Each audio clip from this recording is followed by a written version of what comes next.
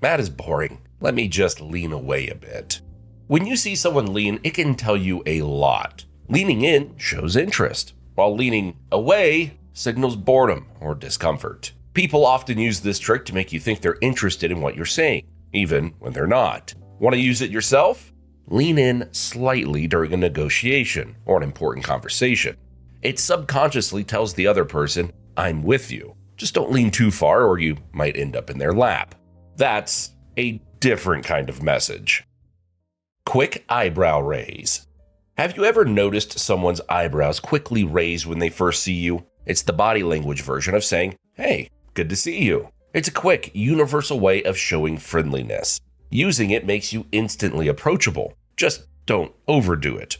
Or you might look like you're trying to take off with your eyebrows as wings. Haha, funny, Matt. I know. Pause. This is a power move you need to know. After making a strong point, pause. See what I did there? That moment of silence creates tension and gives the statement more importance. It's simple. Basically, all you have to do is nothing. But overuse it, and you'll look like you're trying to download the next word from the dial-up internet. By the way, who still remembers that? Standing too close. We've all had that one person who gets way too close during a conversation. It's not just awkward, it's a subtle power move. Standing in your personal space makes you uncomfortable and throws off your balance. People use this to gain control in negotiations or arguments. If someone gets too close, step back slightly. It's not rude, it's reclaiming your territory. Or you could just offer them a mint and see if that solves the problem. You. This one, you really need to know. See how that grabbed your attention? Using the word you makes it feel like the message is speaking directly to you. Think about the difference between saying, the video is worth watching, and, Matt, you will really benefit from watching this video. People are much more likely to listen to something that feels like it's meant for them. Power pose. Why is this guy standing like this? Feet apart, hands on hips, chest slightly puffed out. That's called the power pose. It signals dominance and confidence, making others subconsciously respect and pay attention to him. But it might have additional benefits. Studies even show that holding this pose for just 2 minutes can boost your own confidence and lower stress hormones. Next time you're nervous before a big meeting or date, try it. But perhaps do so in private, so you don't look like you're auditioning for the Avengers. Steepled hands. You've seen this in every dramatic meeting. Someone presses their fingertips together in a triangle with their elbows wide. This gesture clearly signals authority and confidence. It's the go-to move for CEOs, lawyers, and villains in James Bond movies when they want to show they're in charge. We naturally associate it with intelligence and control. Use this move in a meeting or during a debate. It makes it look like you have all the answers, even if you're just making it up as you go. Of course, it's even more powerful when you actually hold all the cards. Eye blocking. Why is Peter rubbing his eyes when I talk to him? Looking away or closing your eyes mid-conversation is often a subconscious reaction to stress, frustration, or even boredom. It's like your brain saying, can we hit pause on this for a second? People naturally do it to cope with information overload or emotions they'd rather not handle in the moment. And hey, if someone does it while you're talking, maybe it's time to check if your story is as thrilling as you think. Mirroring. You're talking to Amanda, and suddenly she starts mirroring you, crossing her legs when you do, or sipping her drink at the same time. This is a subtle trick that subconsciously builds connection and trust. Matt, how does that even work? Well, when someone copies your body language, your brain thinks, nice, we're on the same team. Pay attention next time you're talking to a salesperson. They often use this technique to make you feel more comfortable, and it works like magic. So if you catch someone mirroring you, they're probably trying to do business with you. Or maybe they just really want to be your best friend. Over nodding. A casual nod or two, encouraging and natural. But if someone keeps nodding nonstop, it's often a sign of nervousness or desperation, like they're quietly begging. Please just agree with me. People often do this when they're insecure or trying too hard to show they're listening. If you catch yourself over nodding, just take it easy.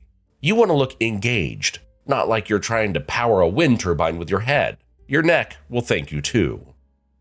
Chin out. You're in an argument, and suddenly the other person sticks their chin out like they're daring you to say something.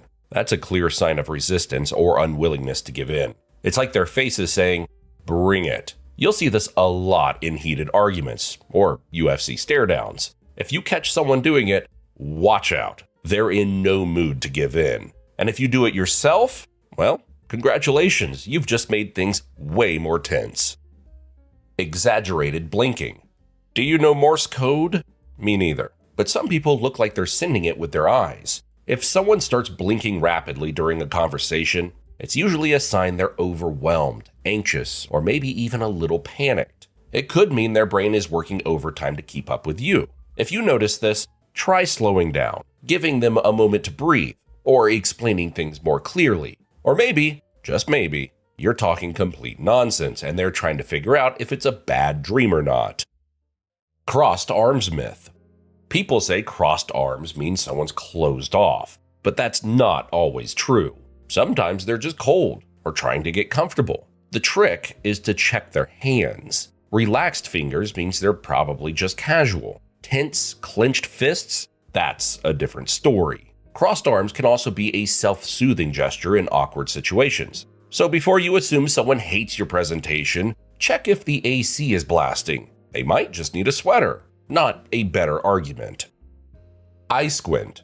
Whoa, what happened to Damien's eyesight? He should get glasses. Actually, Damien might be squinting on purpose. It's a subtle sign that he's skeptical or doubtful. Squinting is like your brain narrowing its focus, both literally and symbolically. If you're pitching an idea and someone squints, they're probably questioning it. To handle this, ask, is something unclear? And if you're the one squinting, just know it's a pretty obvious sign you're not buying what they're selling. Feet pointing. Here's a weird but reliable tip. People's feet tell the truth, even when their mouths don't. If someone's feet are pointed towards you, they're interested or engaged. If their feet are pointed towards the exit, they'd rather be somewhere else. Feet reveal where the brain wants to go. So if someone's feet point away during a conversation, let them go. They've already left mentally. Fake smile. A real smile lights up your whole face. It makes your eyes squint and your cheeks lift. But a fake smile, not so much. If someone's mouth is smiling, but their eyes look like they're ready to stab you in the back, it's probably fake. Look for this during interviews, networking, or even family dinners. Look for little lines around their eyes. If there aren't any, the smile isn't real. But hey, fake smiles aren't always bad. They help make awkward moments less awkward, and you might even appreciate one after telling a cringy joke. Pressed lips. When someone presses their lips together, it's a clear sign they're holding something back. It could be frustration, disagreement, or even a lie they're trying to keep hidden. If you notice this during a conversation, it's a hint to dig a little deeper. They're not saying everything they really think. Just be careful not to call it out unless you're ready for a very awkward moment. I need your help. Hey Matt, I need your help. Oh, wow, someone needs my help. Damn, I feel important. Yep, that's exactly the reason why people say this. It plays on our ego. It makes us feel like we're the one who can save the situation, even if it's just about fixing the coffee machine. But in the end, they get us to do it, often in situations where we would normally avoid it. But now, our ego can't resist. Name drop. For many people, hearing their own name is like the most beautiful symphony. Using someone's name in conversation is a subtle way to grab attention and build a connection. Linda, you've got a great point. This will make Linda really like you. First of all, you remembered her name. And secondly, you gave her a compliment. People usually pay more attention when they hear their own name because it makes things feel personal and special. But overusing it can make you sound like a cheesy salesperson trying to sell a vacuum cleaner. Great deal, Tom. You'll love it, right, Tom? Right, Tom? Tom? Tom? Great deal, Tom. You'll love it, Tom. Right, Tom? Using a name once is flattering. Using it 10 times? That's just creepy. Barrier gesture. Imagine someone holding a coffee cup or purse right in front of their chest during a chat. That's a barrier gesture, a subconscious way to create distance or protection. It's like their way of saying, I need some space, without saying anything. It usually means they're feeling a bit uncomfortable or not fully into the chat. If you spot this, try easing the tension with a joke or a nice compliment. Hey, maybe they think you're about to ask for their espresso. Glance and look away. Ever catch someone looking at you only to quickly glance away? Makes you wonder what's going on, right? It's usually a mix of curiosity and hesitation. This happens when someone's interested but unsure if it's okay to engage. You're basically seeing the should I or shouldn't I debate happening in their head. If you want to show you're approachable, hold their eye contact for an extra second and smile. Just don't turn it into a staring contest, unless your goal is to intimidate them for some reason. Prolonged pause. Have you ever asked someone a question and they just take a bit too long to answer? It's not always because they're thinking. Sometimes they do it on purpose to create tension. That long pause makes you uncomfortable and forces you to fill the silence, often by sharing more information than you intended. If you want to avoid falling into this trap, don't rush to fill the gap. Sit with the silence and let them feel a little awkward for once. Imagine. Hey, just imagine how life would feel with all of that money. The word imagine is very powerful. It forces you to picture something in your mind.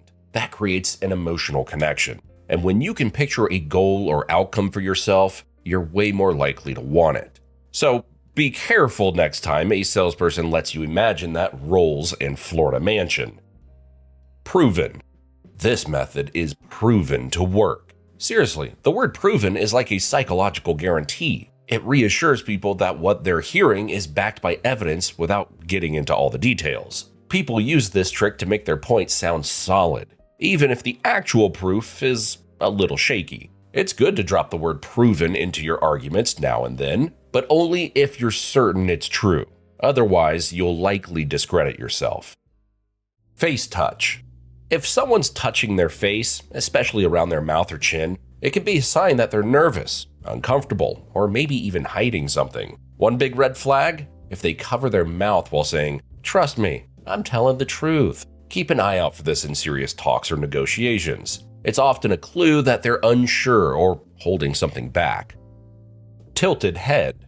When you see someone tilt their head during a conversation, it can mean a few things. A slight head tilt usually shows curiosity or empathy, like they're saying, "I'm listening, Matt, keep going." This simple gesture makes us seem friendly and approachable. Do it often, and you'll look like you're trying to pick up signals from aliens.